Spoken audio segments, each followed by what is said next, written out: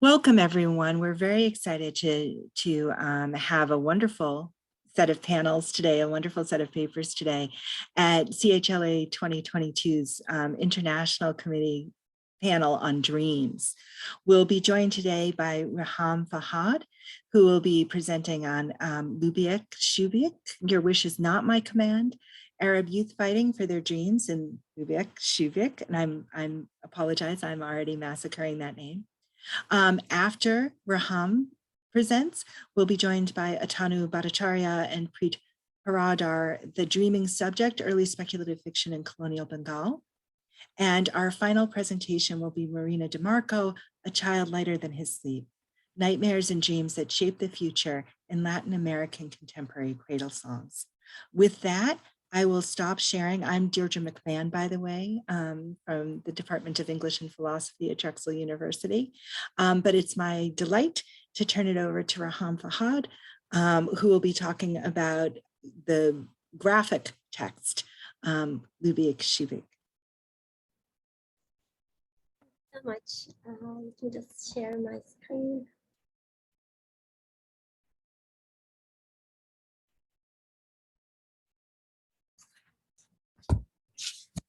So my presentation is Shubayk Lubayk, Your Wish Is Not My Command, Arab youth fighting for their dreams in Shubayk Lubayk. While talking about human rights and social justice, Christopher Arbut, a young German activist, says, "We have to be loud and we want to reclaim our right to a better future." This is a goal shared by all young activists around the world who dream of a better world. Youth activism has played a significant role in different social and political movements. Movements such as Black Lives Matter, Friday to Future, to Arab Spring, to name a few, demonstrate how youth participation is shaping and will continue to shape politics and society as we know it for the next generations. In a world of oppression and prejudice, it's important to foster youth activism. Today, youth are using different mediums to express their dreams and frustrations. We see them protesting in the street. We see them taking over on Twitter, TikTok, and Facebook. And we see them also writing blogs, poetry, and comics. It is the last medium that will be the focus of my presentation today, for comics has a long history of tackling questions of justice. Therefore, today in my paper, I examined the first book in Shubayk Lubayk, a graphic novel trilogy written and illustrated by the young Egyptian comic artist Dina Muhammad. I examine how Muhammad uses the genre of graphic novels to depict youth fight for social and political change in Egypt, and to attack the colonial legacy. By analyzing the book, I argue that Shubayk Lubayk is the story of a vision for a better future that carefully foster and celebrate youth activism. Shubayk Lubayk is a political graphic novel written in Arabic and will be published in English by Pantheon Books in January 2023. The trilogy is set in a fantastical Egypt, where wishes are for sale. The more expensive they are, the more powerful their ability to fulfill one's dream. The title is a fairy tale rhyme that means literally in Arabic, "Your wish is my command." This rhyme is an incarnation that Jinni declares upon emerging from the battle in Arabic folk tales. Ironically, in Shubayk Lubayk, we will realize that people's wishes are crushed and denied. In the first book, we meet Aziza, a young Egyptian woman who has lost her husband Abdu recently. Aziza and her husband was both born and raised in poverty. Aziza and Abdu are nonetheless resilient to change their lives. They're not satisfied with their lives and they believe they can improve their conditions. However, this is not an easy journey. We see how Aziza, during her journey towards her dreams, finds herself fighting bureaucracy and biases against the lower classes, thereby exposing social inequality is dominating all aspects of life in Egypt. In this panel, we see young Aziza trying to find medicine for her sick mother and father, and but shortly after this panel, we find that both of them died. In this fantastical world, wishes are divided into three different types: first, second, and third degrees. These wishes are sold in glass bottles on the market. While first degree wishes are very expensive and hard to obtain, third degree wishes can be bought from any kiosk in Cairo. Kiosks are like booths that can sell newspaper and some refreshment. The difference between these wishes is that the first degree wishes do indeed fulfill one's wishes accurately. Whatever one wishes for, they can get it. While third degree wishes are purchased by poor people and can be used to fulfill trivial and insignificant wishes like cleaning rooms, killing insects. But if they are used for real important wishes, they can result in dangerous consequences. The difference in these wishes who purchase them symbolize the power structure and social hierarchy in Egypt. The lower classes can only afford to buy the unreliable third degree wishes. In other words, they are not allowed to dream or to change anything in their life. Interestingly, third degree wishes are called de Lesseps. They are named after Ferdinand de Lesseps, the French architect who convinces Yahya Pasha in the 19th century to allow him to develop the Suez Canal in exchange for granting the developer French company its ownership for 90 years. Thus, as de Lesseps deceived and stole Egyptians' rights for a century, these cheap, deceptive third degree wishes are also destroying Egyptian dreams. Another loaded reference to the history of colonialism and its damaging results is the map that appears at the end of the book, that represents where we can find the natural sources of wishes and where can we find the companies that sell the wishes. As colonial regimes exploits nations in both Africa and Asia, this map shows the natural sources of wishes can be found in Africa, the Middle East, and Asia, while companies in the US and Europe. The circle are the natural sources and the stars are the companies. This map signals the fact that dreams of youth in these countries, including this fantastical Egypt, are being stolen by the rich to be sold to a company that resells them in a high price. It's a cycle of hegemony. Thus, the reference to de Lesseps and the map resemble Western colonial map, our subtle critique of colonialism and its current legacy.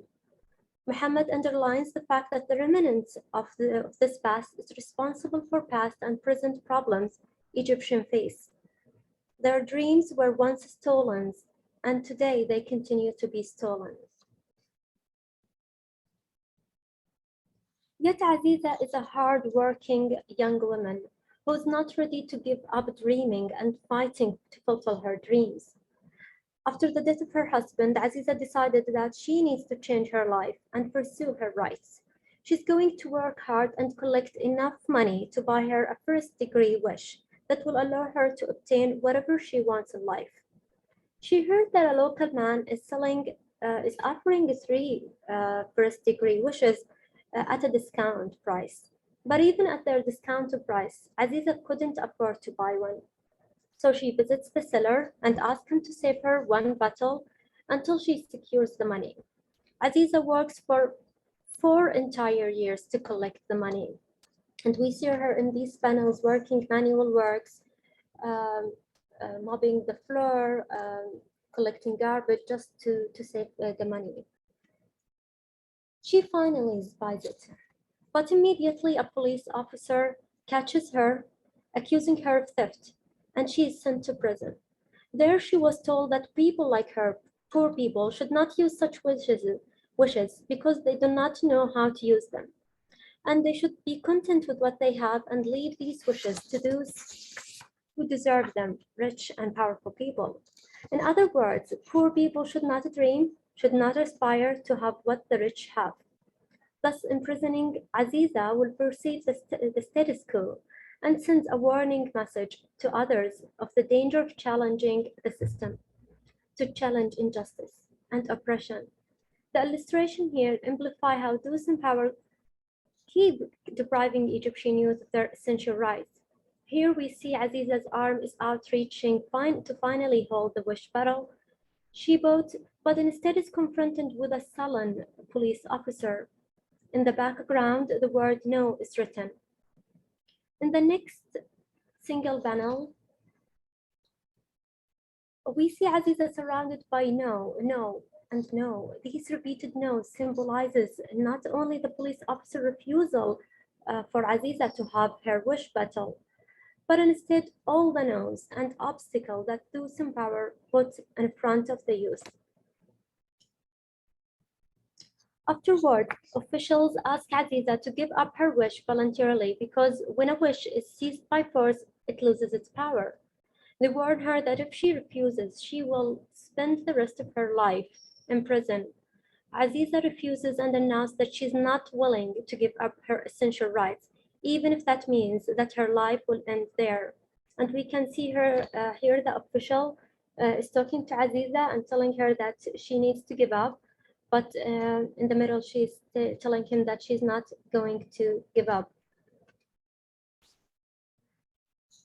Aziza represents the Egyptian youth who are not content with the social and economic oppression and are not ready to accept injustice. In a series of panels, Muhammad depicts how difficult life in prison is. Aziza suffered for years. In fact, she spends 10 years in prison just to dare to dream. The dreadful conditions there in the prison are not very different from the big prison. Poor people like Aziza live outside prison bars. Muhammad draws moving illustrations of how Aziza spent her time. She was brought into questioning many times, and each time she was reminded by the system how her dreams are trivial because she's poor and how better her life will be if she just gives up. But still, Aziza never gives up. In her fight for her dreams, Aziza is confronted with an unjust bureaucratic system that denies her access to a better life. First, Aziza is shown working for 4 years, days and nights, to buy her dream in a very difficult manual work. Yet we see Aziza in another panel looking sadly at a barrel of wish above a huge stack of money. The caption reads, "In most cases, what stands between you and your dream is just a mountain of money."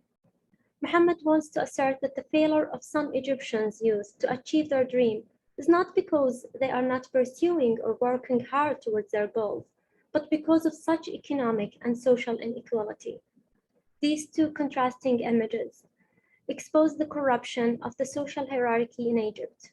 Moreover, other female prisoners tell Aziza that they saw many women like her who were imprisoned for the same charge, daring to dream. This shows that Aziza is not the first and will not be the last who were crushed by the system, but insist, though, to take her rights. By the end of the book, Aziza succeeds in fighting them back and being released from the prison with her first-degree wish. But she looks so tired. She goes back to her apartment and spends days thinking about what she really wants to do with it now. Shubeik Lubeik does not romanticize youth activism and paint the journey of activism as an easy road with a happy ending. Instead, it shows that it is difficult, but at the same rewarding journey. It's a fight worth having. Shubeik Lubeik acknowledges and celebrates and advances Egyptian youth activism. It's a reminder of the power of Egyptian youth and the change that can be fostered when young people stand up and fight for their rights and for justice. By daring to dream, Aziza, as a representative of Egyptian youth, takes social action to disrupt inequality. Aziza's fight to be heard and seen is her fight to assert that her life matters, that everyone has the right to dream, to live. Shubeik Lubeik is a counter-narrative that privileges the voices of the oppressed in order to challenge class hierarchy and power dynamics, thereby create a new just world. Thank you for listening. And now I'm going to stop sharing screen. That was fabulous. Thank you so much. Thank you. And I cannot wait. I've pre-ordered this. Yes, Marina has her applause. I cannot wait to read the text itself when it's available. So thank you so much for your analysis. So thinking about the next presentation, we're moving on to have Atanu Bhattacharya and Preet Hiradhar, and forgive me for mispronouncing your name, the dreaming subject, early speculative fiction in colonial Bengal.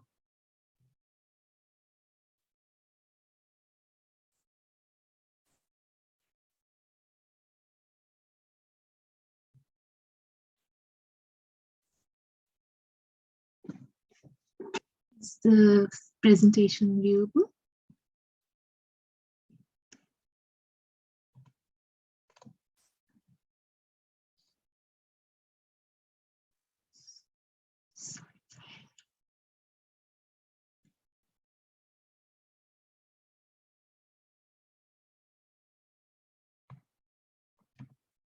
Okay, thank you, everyone. Is it viewable? Is it viewable?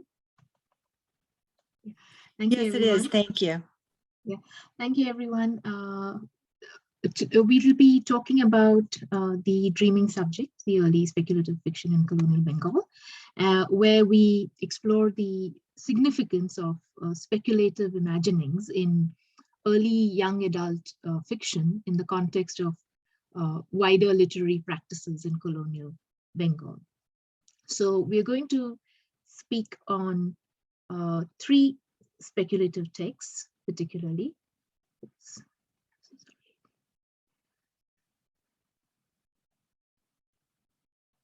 3 speculative texts. One is Jagadananda Roy's Shukra Brahman, that is Travel to Venus, Mukhopadhyay's Konkavati, and Sultana's Dream, all of them written during the colonial period in Bengal, which spans across 1757 to 1947. Bengal is essentially the eastern state in present-day India. But before we start talking about these particular texts, what I like to do is I'd like to look into 3 threads that are crucial to understanding these narratives. Firstly is the inauguration of colonial science as a definitive moment in the larger project of modernity in the colonial domain, where science is introduced as the only substratum of for a rational superior European self, opposed to the non-scientific native. And this rational principle is often used to produce counter-narratives by the Bengali intelligentsia. And this can be seen in the earliest speculative pieces written in 1835, as we can see in A Journal of 48 Hours by Kailash Chandra Dutt. In this particular piece, we see that the narrative is set in 1945, where an upper caste Bengali Bhadralok. Bhadralok is essentially the term that is used for a cultured man or cultured men. And this person takes on the might of the British Empire, leading into a rebellion. However, he's unsuccessful in his attempts. Similarly, you have K.C. Dutt's cousin, Shashi Chandra Dutt's futurist saga, The Republic of Orissa, which has a similar trope that is there of resistance to the British in the future. The story is set in 1918, where the tribal population led by a charismatic, educated man is successful in defeating the British Empire. So the tools for resistance for both of these early speculative pieces seem to be the very scientific, rationalist epistemology that the British have imparted to the native population, but now can be harnessed to challenge the hegemonic rule.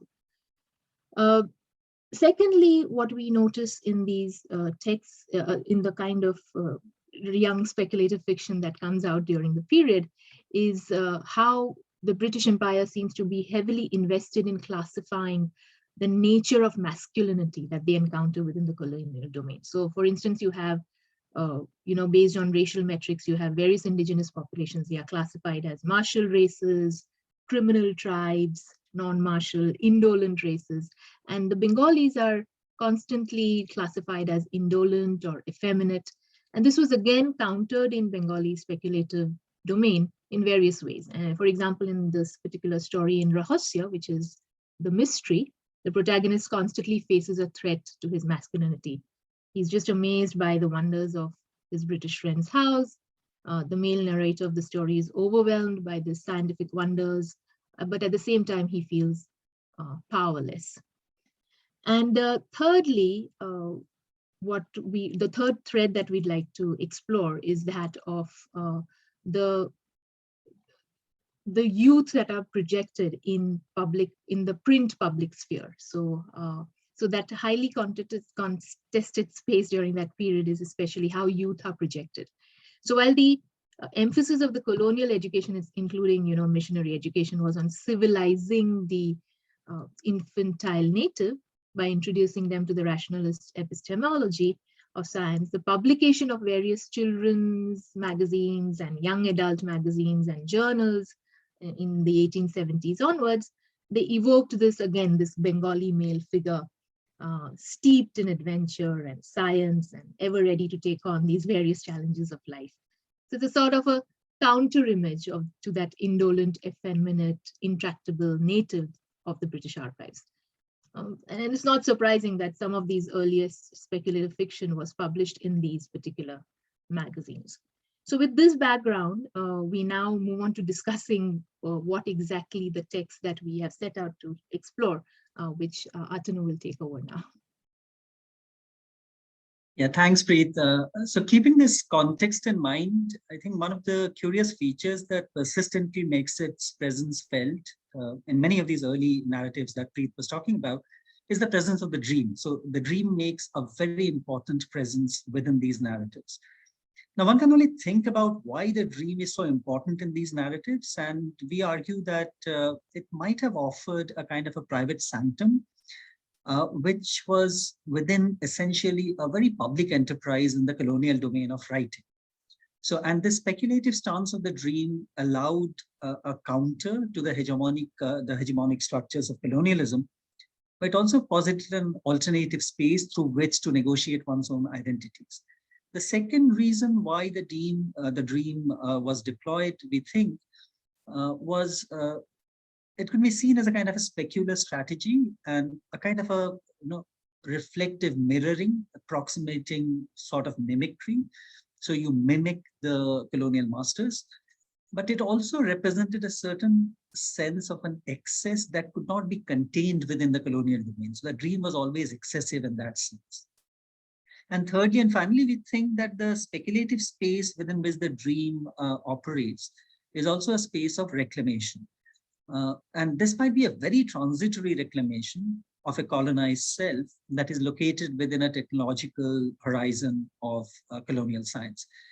And keeping these three along with the context in mind, we can move on to the three texts that we're going to look at very briefly.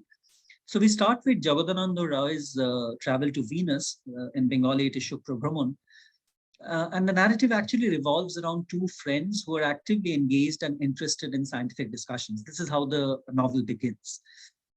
Now, this nature of the homosocial among these two male friends is almost abruptly disrupted when one of the friends, the narrator's friend, loses interest in science, leading to a complete withdrawal. So he refuses to participate in any of the discussions after a point of time.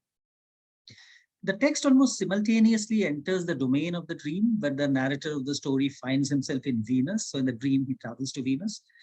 He meets his friend there, who has also been transported earlier in the dream, and has been staying with the local half-human natives that inhabit the planet. The friends then undertake a series of discussions on the nature of the planet, the dietary habits of the native population, their habitats, the flora and the fauna, and the general uncivilized nature of the local half-human, half-ape indigenes. It's a very interesting kind of a reversal of roles. So now the colonized Bengali can become the masters in this planet that they have traveled to in the dream. The story then moves on to chart an adventurous journey into the brighter side of the planet. They have actually landed in the darker side of the planet, where the narrator and his friend encounter another highly evolved, as opposed to the half-ape, half-human beings that they have seen earlier, So this highly evolved and civilized race who have mastered science and put it to use for various purposes. They travel with this alien race, but here again, the dream narrative abruptly stops because again, the narrator's friend starts losing interest in things around him and voices his suspicion that the alien evolved race have agreed to travel with them because the Bengali men would make good exhibits. And this is an interesting point because he says that we are going to be exhibited when we are taken to their kingdom or wherever they are taking us. And this notion of the exhibiting the native is something that was part of the colonial domain for a very long time. So the story kind of ends, the dream ends when the friend suddenly realizes that they are going to become exhibits. The narrator after this wakes up and finds himself in his room. He, however, goes over to his friend's place and asks him whether he has seen a similar kind of a dream, and the friend says no. And this is where the story ends in a very mundane fashion when the friend informs the narrator, that he has decided to take up a government job and go away from the city. So in a sense, the dream almost offers a possibility for the colonized, stereotyped body to be reclaimed in the dreamscape by engaging and mimicking the projects of the colonial masters. Yet the space also rebuffs any attempt at reclamations once one returns to the reality of colonization. Let's move on to the second narrative that we're going to look at, and this is Trailokyanath Mukhopadhyay's Konkaboti, which actually mixes an old myth that is available to a Bengali audience and the story of Lewis Carroll's Alice Tales, so Alice in Wonderland and Through the Looking Glass. The narrative revolves around the dreams that a young girl in rural Bengal has while facing the pressures of a forced marriage. She is actually being forced to get into marriage with an older man. Now, in the dream, she escapes on a magic boat, goes underwater, and is crowned the queen of fishes. Then she emerges back to land to marry the man of her choice, only to lose him to a female demon as the result of a curse. The rest of the story details her adventures as she tries to rescue her husband from the clutches of the evil female demon. And this kind of mimics the Alice Tales more or less, almost very truthfully. And the story comes to an end when Konkaboti, the narrator and the heroine of the story, emerges from her comatose state to realize that she was dreaming and that a comedic resolution of her real problems has occurred, indicating a happily ever after conclusion. She actually gets to marry the man she wants to get married to him, even in real life, and she doesn't have to get married to the older man that was arranged for her. So the dream kind of reasserts the female agency, though through an institutionalized form of acceptable marriage. However, the dream also allows the protagonist and the author to discuss various aspects of the colonial regime, and as recent research has shown, offers a more moderate version of early nationalism. In fact, the story is full of this discussion about the problems of colonial regime and how the Indians can counter it by positing a middle of the path form of nationalism. The final text that we're going to look at is Ruqayya Shekhawat Hussain Sultana's Dream. And the text has been received quite a lot of critical attention in recent times, though it has mostly been seen as an early feminist text from India. What interests us, however, in the text is the recurrence of the dream itself again. The story is about Sultana who falls into a deep sleep while thinking of the condition of women in India and is transported to a utopian domain of women called Ladyland, where women have not only taken over governance, but also the epistemological reins of science. So they don't only rule, but also are in control of universities, schools, colleges, where science is being taught. The story describes the various achievements that the women of Ladyland have accomplished. For example, a flying vehicle, solar power, control over rains and monsoon, etc. But it is also a very strong repudiation of agency roles ascribed to women during Hussein's own times, in that the story ascribes the men to a certain domestic space, which is limited to them, just like women were kind of locked up in the house during Hussein's own times. However, we think the most significant aspect of the story that the dreamscape portrays is the questioning of the epistemological nature of men's science. Hussain seems to argue that the problem is not science per se, but the inherent violence that accompanies any operation of scientific endeavors by men. Opposed to this, the dreamscape offers a women's science that is radically different, since it promotes what we have called the aesthetic domain of science, by not only transforming it into anti-war, but also by foregrounding the ecological balance that is essential for any scientific endeavors, and which men's science obviously lack. So I'll stop here and hand it over to Preet again.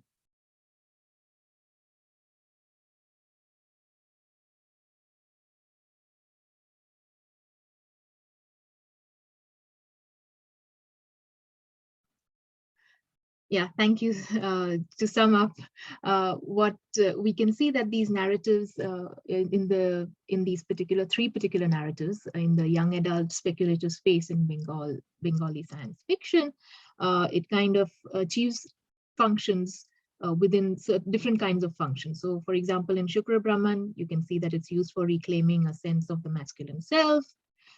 In Konkabati, it's used to stage at moderate middle-class Bengali selfhood, promoting a middle path of nationalism. And in Sultana's Dream, you can see that it's used to subvert the gender roles in the sphere of science through an appeal to the reversal of the epistemology of violence that men's science entails. So the dreaming subject of the Bengali speculative fiction through mirroring produces an obverse image. It uses the colonial categories of science with a view to foreground a speculative space of negotiation for the colonized.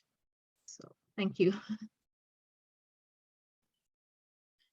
Excellent. Thank you so much. That brilliant analysis. I'm really interested in discussing this further and interested in discussing this claps all the way around, interested in discussing this in relation to Reham's piece on Lübeck. Marina DeMarco is going to be our final speaker for today's panel, a child lighter than his sleep, nightmares and dreams that shape the future in Latin American contemporary cradle song. So Marina, please feel free.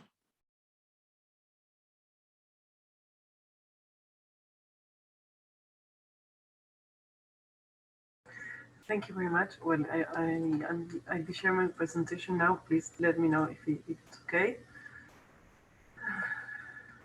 Here it goes. Perfect. I am going to read from the screen, so tell me if the presentation is still there, please. It's there, but it's minimized now. If you put it back to being in presentation mode, then we'll be able to see the full version. Or maybe because I can't see both things at the same time, but maybe like that it's just bigger. And don't peep the following slides on the side, okay? If that works for you, that works for us. Thank you very much. So thank you all for the opportunity to take part in this panel virtually. And thank you very much for the previous presentations, which have been really inspiring. There is an image I very much like to recall when I think about lullabies and their social, cognitive, emotional, and why not also pedagogical implications. It's the image you are seeing now, which is an illustration from the picture book A Child of Books by Oliver Sheffers and Sam Winston. This image shows the child of books, the narrator of the story, sleeping on a cloud made of words, while the text reads, "We will sleep in clouds of songs." In the English version, those words feature songs such as Twinkle, Twinkle, Little Star, while we are seeing now the Spanish translation for Latin America, which says, as you'll be able to read, Duerme, duerme, negrito, que tu mamá está en el campo, negrito.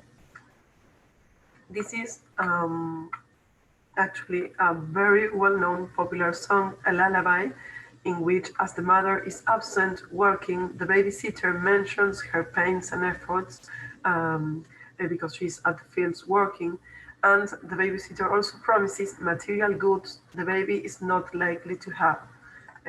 She says, your mother is going to bring you all the fruit in the world, and so on and so on. So Duerme Negrito is actually like a bond for all Latin American culture, and it was discovered by an Argentinian musician called Atahualpa Yupanqui in the border between Colombia and Venezuela. Yupanqui has actually said that, like every lullaby, Duerme Negrito is, and I quote, down to earth, and it is also a bit metaphysical. This understanding of lullabies, coming from one of the most important musicians in Argentina related to popular music, has proved to last through time. In fact, I think the cleverness within the Latin American translation of Schaeffer's and Winston's picture book is based on the fact that, as the image clearly represents, lullabies not only refer to their prosaic functionality, that is, putting the child to sleep, but also to cultural origins and emotional and psychological needs. So functionality, culture, emotion, and psychology are all together, but in order to achieve their functionality, lullabies must also achieve another goal. And this is why I think Schaeffer's and Winston's image depicts dreaming with such beauty. Lullabies must have an aesthetic dimension. From this point of view, I think it is important to state that functionality and aesthetic pleasure can coexist. Talking particularly about poetry, Terry Eagleton has written the following. He said, "Poetry is an image of the truth, that language is not what shuts us off from reality, but what yields us the deepest access to it." So it is not a choice between being fascinated with words and being preoccupied with things. It is the very essence of words to point beyond themselves. Eagleton defends instrumental poetry, somehow forgotten, as it happens, we all know this, to children's literature, by contemporary criticism, so suspicious sometimes of everything functional. And he goes even further in terms of pragmatics of poetry, saying what you see there, that quote, "Poems do things to us, as well as they say things to us. They are social events as well as they are verbal artifacts." This is why lullabies, as well as songs in general, can be thought of as a flexible genre, in which, as Argentinian musicologist Juan Pablo González identifies, the process is more important than the result. González said, "The song is shaped from different social practices that generate texts which are produced, used, and charged with meaning by different people at different times." On the other hand, Leonardo Weissman, another Argentinian musicologist, when considering everyday singing, recognizes that, I quote, "the main interaction is between the singing subject and the song as a sound process."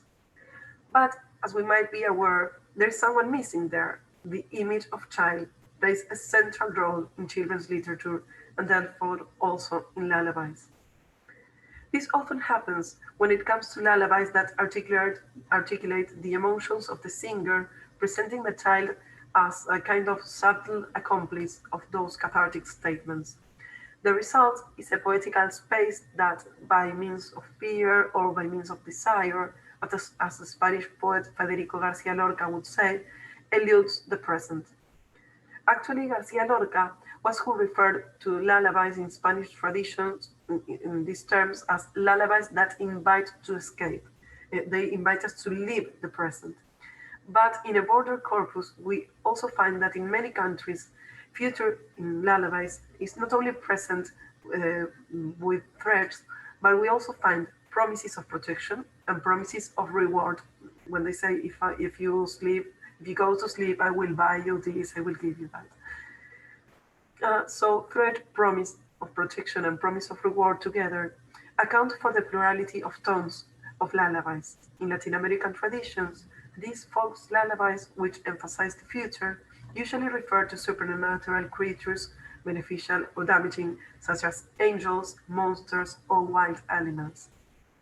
So various authors have written or composed pieces based on those anonymous traditions, and it is really interesting to see how they continue that process of lively popular songs, and they renew those songs. In those contemporary lullabies, which are the object of my study, fears and desires of the poetic voice appear in the form of nightmares and dreams, and connect the adults through their memories with the addressed child. They recall their own childhood. This is the case of Gabriela Mistral's poem. She is a very well-known Nobel Award winner, poet from Chile, and some poems were musicalized by Carlos Guastavino, a very well-known composer as well of popular songs from Argentina, which we will listen in a moment. So in relation to memory, we must take into account orality, especially regarding poetical texts that are intersemiotically translated to songs, like Gabriela Mistral wrote the text and then Guastavino made the song, and that are therefore expected to be performed. Critical studies about orality in Latin America have proven the importance of considering poems in the light of three elements. First, we should refer to the structure. Structure is situated on the verbal dimension and lies within the articulation of rhythm and prosody and the articulation of syntactical and lexical aspects. On the second place, we can find the imaginary dimension of orality, in which the rhythms and the modulation of words are organized. So that is how we, when we read a poem, how we imagine that poem being real. And finally, the manifestation of cultural legacies in the voice tone. These reveal a social and cultural context through time, with its cognitive implications. So transforming orality into a written composition with or without music, authors use these three elements as strategies to fill the lullabies with emotion. Escaping the present, they resort to nightmares and dreams to form in the lullabies the possible worlds of the future. Now I would like us to listen to Gabriela Mistral and Carlos Guastavino's song Encantamiento Saudí. I will ask you if you could please share us the song. And I will later read a translation of the lyrics in my PowerPoint presentation. Thanks, Marina. If you could stop Oh, yes, sharing, I'll have to share. Thank you. So pay attention mostly to the music and to the game between the piano and the singing voice, and then we are going to read the lyrics.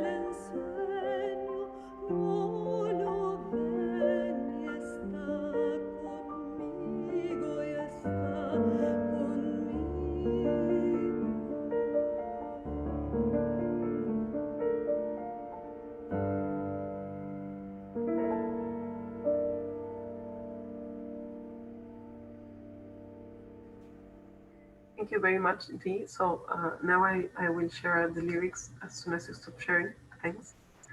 I think even though some of you may not know Spanish, but I think it's clear that there has been a change between the beginning, the smiling, perhaps beginning of the song, and what follows. And there's something happens at the end, right? So now we're going to read the lyrics, which you see there in my screen. It begins with a description of this boy, the commonly mentioned boy or child or baby who is there at the lullabies, sometimes in second person and this time in third person. This boy is charming like a delicate wind. If he sleeps, I feed him. When he drinks, I cannot feel it. He is naughtier than the river and softer than its bank.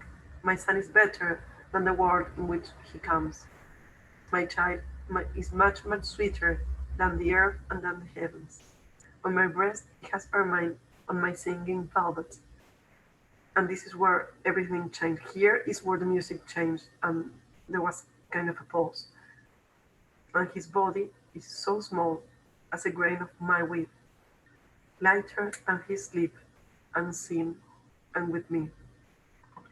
So there was no child, actually. It's a very, very strong lyric, a very strong poem from Gabriela Mistral.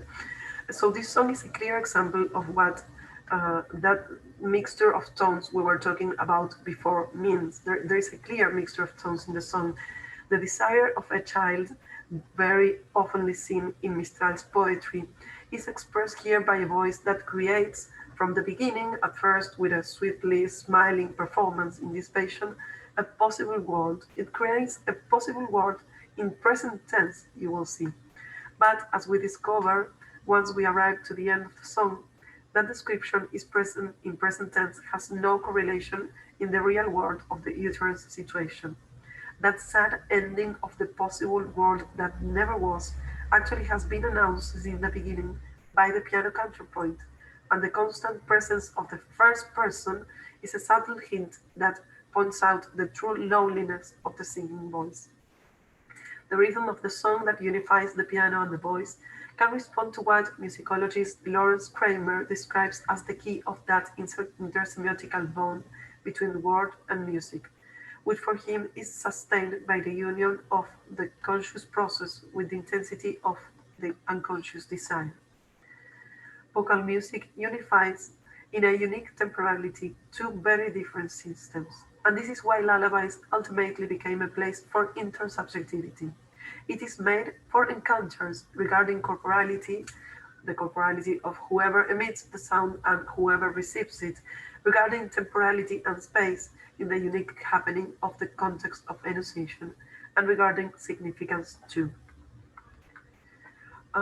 So we might ask, is it possible to talk about significance and semiotical decoding when we are referring to a child so young that often has no linguistic understanding? We're talking about young adult literature, and now we are on the opposite place.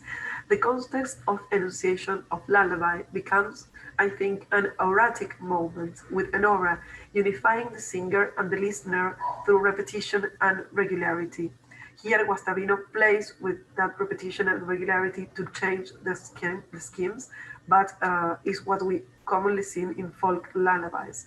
Nina, nina, la, la, la, la, noni, noni, that repetition as well. So that establishes a field of expression common to the child and the adult, and musical and verbal elements come all together in an open semiotic process.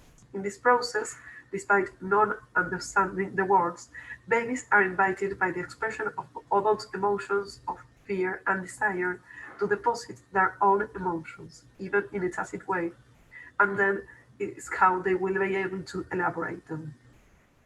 So as we have seen, the connection between orality, corporality, and affects in lullabies stresses the existence of a common atmosphere, where bodies and emotions enhance in a singular uterine situation involving both the adult and the child. In this sense, I think it is possible for lullabies to contribute to blur that asymmetry between adult and child, considered oftenly a keynote on children's literature. And this is how we can open our understanding of childhood to more profound, decentered representations. And thank you very much. Thank you, Marina. That was beautiful. So applause for Marina as well. I'm very lucky that we have a few minutes, so we have some time to discuss our papers and connections amongst those papers. So clearly, we have much to discuss in terms of dreams as a site of world changing and as a site of making things possible. And for each of the three papers, that is a function from my perspective, that is a function of dreaming itself. I was wondering whether the panelists might want to speak to this idea of how do we make the possible possible through dreams. Well, perhaps I can start since I am at the beginning of life. Um, so I think that it's very important to account for emotions at the beginning of life, and that emotional education is what will allow us to, in the future, be able to make anything change. I mean, um, 2020, the crisis of this crisis we are living nowadays with the pandemic has shown us that it's really important for people to be emotionally educated. Um, in non, you talked about positivistic education and epistemology, and we are not in that scheme. We are standing somewhere else where we can think that human actually we are what we feel, and emotions are really important. So I think that affects at the beginning of life uh, have to be taken care of. We often think of babies as that thing which needs to be taken care. We have to change diapers and we have to feed them, and they have some schedules, but we can't limit our vision of babies to that. We have to recognize that they have feelings too, and singing and touching and a lot of things that involve orality and corporality and connect us to our ancestors as well, can fix those bonds we may have problems with before, in our past generations as well, and focus on taking care of the little one who is there and who is actually that promise of future. Without taking care of that, I don't think any change is possible in the future. Thanks so much. Other responses? Of course, I'm thinking about parents holding the child and singing to the child. And of course, the child being the dream of the parents, as Ms. Stahl's poem would suggest, as those lyrics would suggest, the idea that you have a dream when you decide to have a child. But please, panelists, are there other reactions? Yeah, I guess dreams are the beginning of the change. And this particular book that I discuss, it opens with an advertisement broadcasted by the government itself, warning people from dreams. So they know that from the beginning that once people dreams, there will be a change. And they do not want to change because they want to be in power. So basically dreams is the first step into, towards change. If people are deprived from dreams or just content with what they have, forgot about their dreams, nothing is going to change. The possible, as I said, the possible is not going to be possible.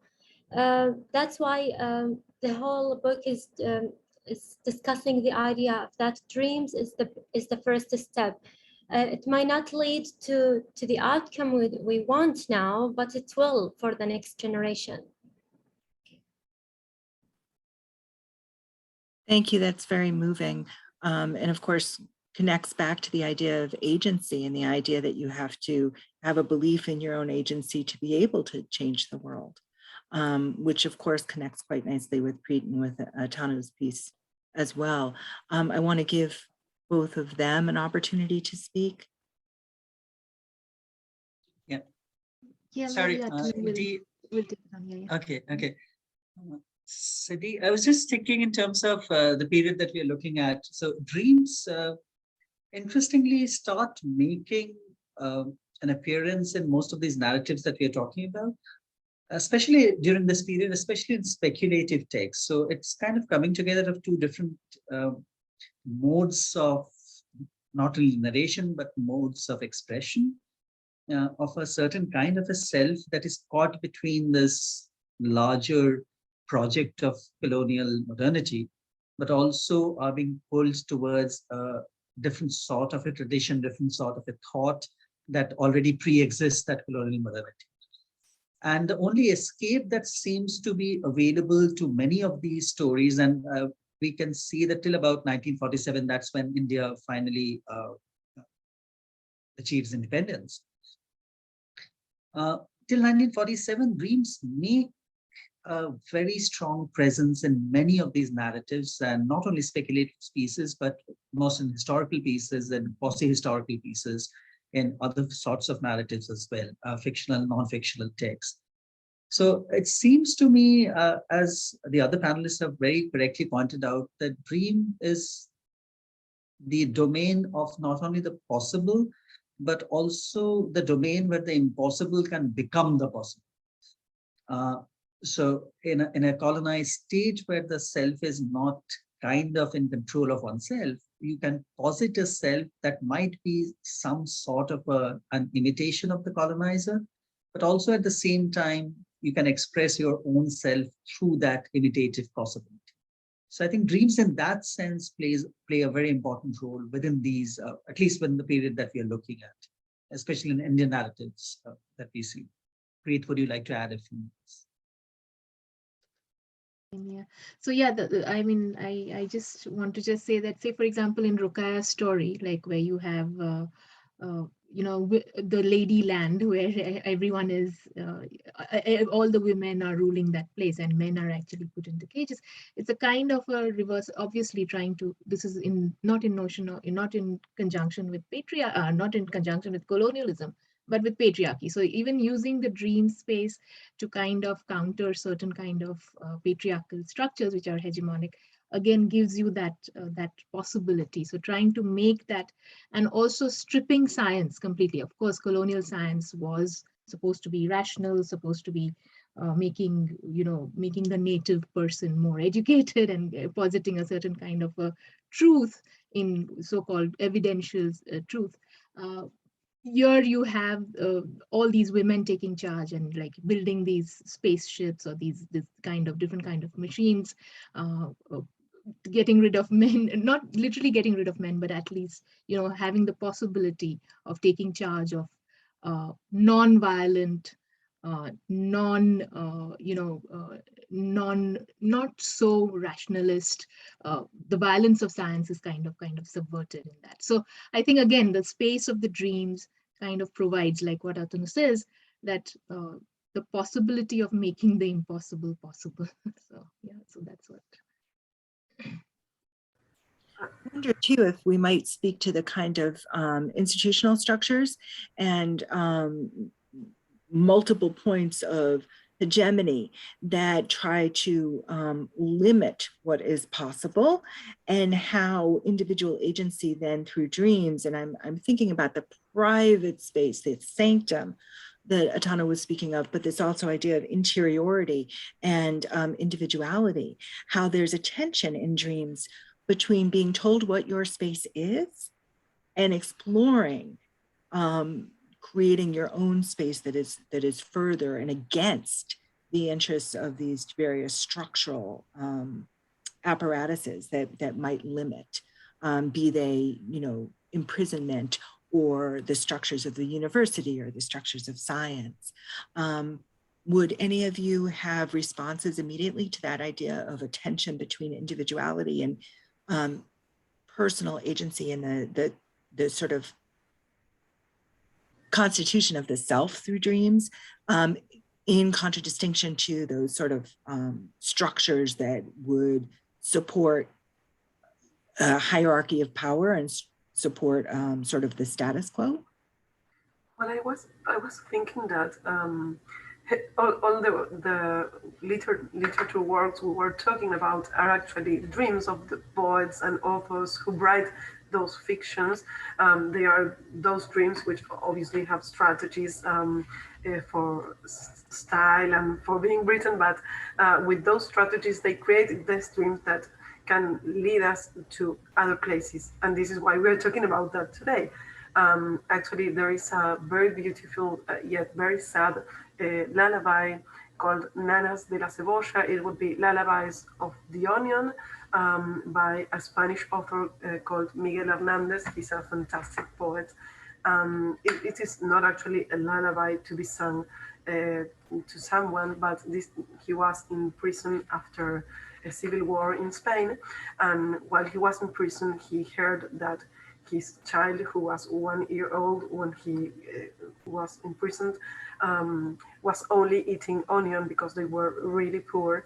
So he wrote those onion lullabies in which he wants to depict another reality. So he's dreaming, that is his dream. He's dreaming inside a prison with his individuality absolutely repressed, and he's writing there about that child and telling his child that he has to sleep and that he has to smile with the smile his father doesn't have. It's really beautiful, and I think that, well, again, here love between father and son is what can lead us to another place, to be able to think outside that box, which sometimes the power wants us to live in.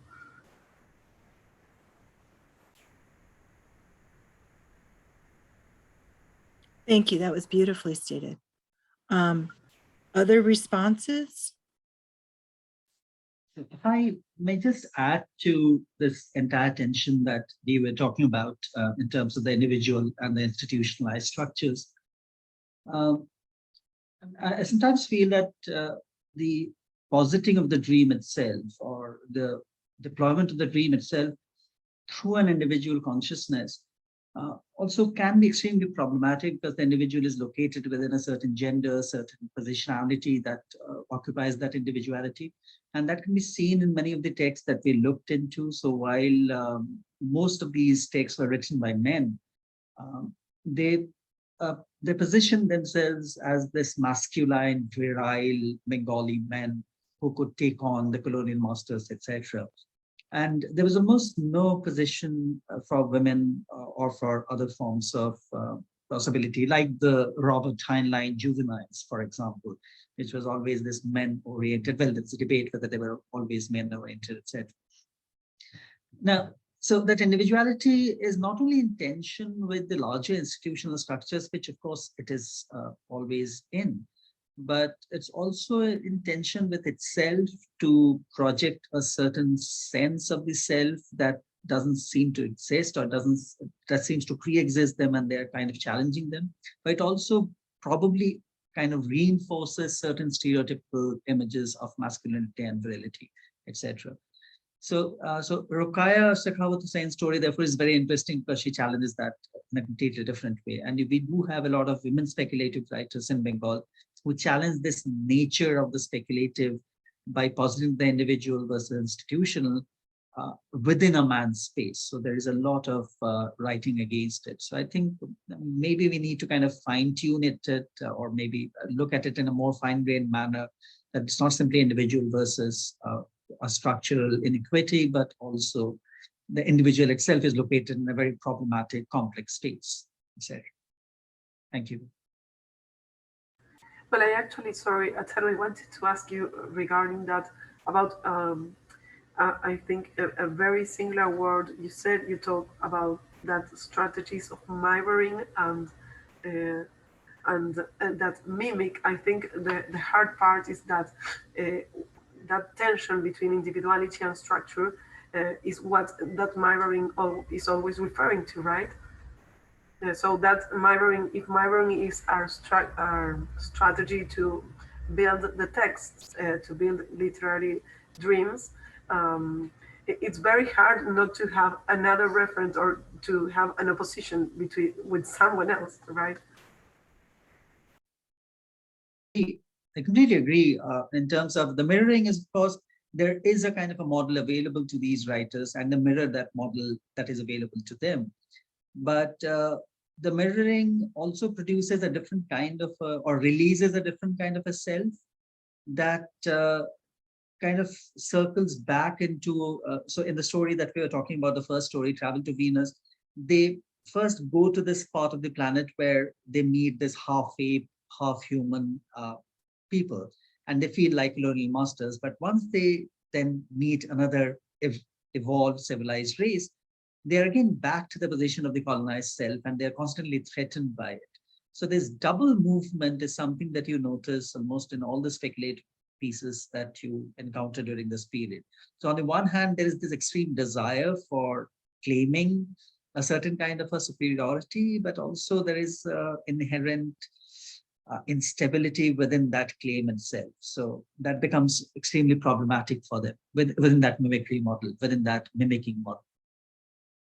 Thank you. Sorry. So we have to move, go farther than mirroring, right? We would have to move Sure. ahead. Yeah. Right. Yeah. Thanks. Well, there's also that idea of reclamation, right? And I was interested too, Reham, your sense of sort of an inversion, perhaps, of your wish is my command, and this idea of how wishes could be used to create a kind of possibility for those who don't have, under a kind of globalized capitalism, don't have access points, that you could have access to a kind of agency and a kind of magic, but only if you have both money and kind of political clout, from what you were suggesting in your analysis. I was wondering if you could say more about that kind of inversion of a very colonialist pattern in English, at least. It comes off as like the genie granting wishes to someone who stumbles upon an archaeological, like magical genie in a lamp. This seems like exploding that completely. If you could say more. Yeah. So basically, she wants to say that there is a cycle of hegemony, and that peoples were stolen before and they continue to be stolen unless they have this power. The most interesting is that the protagonist is a female, and now she's under under the hegemony of gender, under the hegemony of the society itself. And we find the protagonist in the beginning was told by many females around her and other males that she needs to get married again because she cannot just stay like that. And we see her wearing this hijab and she's like weak, and but at the same time she is very powerful. We found her that she accepts to stay for 10 years in the prison. So she wants to reclaim what she believes that is her right. So I think that that the novel wants to say that what was stolen before can be reclaimed again. I mean, if people step and dare to change their situation now, like they did end the colonialism in their country, but they fall again in a hegemony of power in their own country, and now they can do change. The comics itself was published around Arab Spring, especially in Egypt. So I think that the writer herself alludes to the power of the youth themselves. Yes, not everything that they wish in their country come to truth, but they did make change. At least they make their voices heard. And that's why I feel that Aziza at the end, we didn't see her fulfilling a wish, but she did hold something between her hands. She can dare to dream, to change, at least in the next future generation, for the next generation, even if it's not for herself. Reham, I wanted to ask you, do you think that, I mean, regarding visual codes of graphic novels, do you think that use, very beautiful use of black and white accounts for something, maybe if we think about the contrast you talked about in the society? I mean, that visual code, does it have, how can I say this? Does it have a meaning? Why is it not in color? Is it connected to the meaning in your interpretation, at least? Yeah, I think if it is colored, I mean, this is from my own point of view. I don't think that people are going to, I mean, to focus on the image itself, the coloring. But she wants us to focus on the expression of Aziza's face, of the expression of how she's dealing with all this poverty, all this hegemony. Because the presentation is limited to 12 minutes, I couldn't, include many panels in which Aziza was, each time she was told by society that she needs to remarry she's angry. We see that in her face expression. So I think, yes, the black and white did manage, to show this, this facial expression. Yeah. Thank you. I wonder too, just looking at the final minutes of our panel, and it's been a fabulous conversation. I wonder if we could speak more about childhood itself as an imagined category, and something that is both in the space of the speculative and in memory. So we're always sort of trying to think back to our own childhoods and thinking forward about our children's experiences and the experiences of future generations. And that as adults, we are trying to understand a period which is in some ways beyond us. It's a dream that we are having too. I don't know whether others have been thinking about along those lines, but I wanted to open that as a possibility for us to consider. It is a beautiful thought. I think it is a beautiful thought that we are researching and writing for the writers as well, and that we are all like trying to go back to that place in time, to that golden age of childhood, perhaps, or not, maybe to that black or tragical age of childhood, but with memory, we can imagine it and we can go back to it when we do this research as well. So it's a very nice thought, I think. And childhood, of course, is something that is not determined. That's the thing. They are these little humans who we don't understand, and they can't say anything to us, at least when they are babies, in the case of my object of study. And we have to manage to get many strategies, and that is why we have to use psychology as well and cognitive studies to analyze perhaps 2 verses of a lullaby. So it is very complex, a very complex subject of study.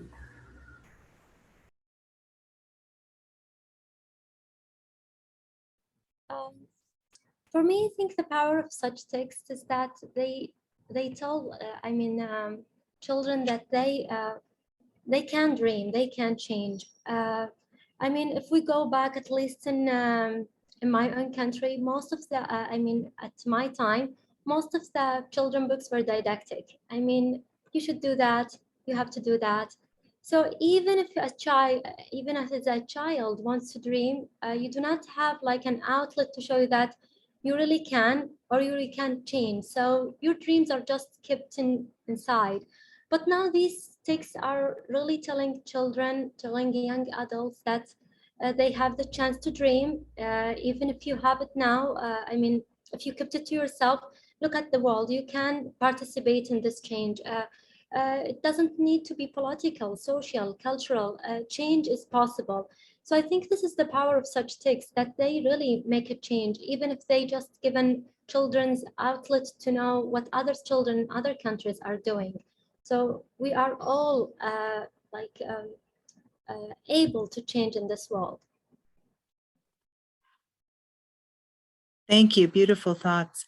I want to thank everyone for being with us today. I'm mindful of our time. I'm going to just say again that it's been a lovely conversation and really enlightening, really thought-provoking. And I want to thank you for your lively conversation as well as your presentations. So with that, thank you so much. One moment, please, while I pause the recording.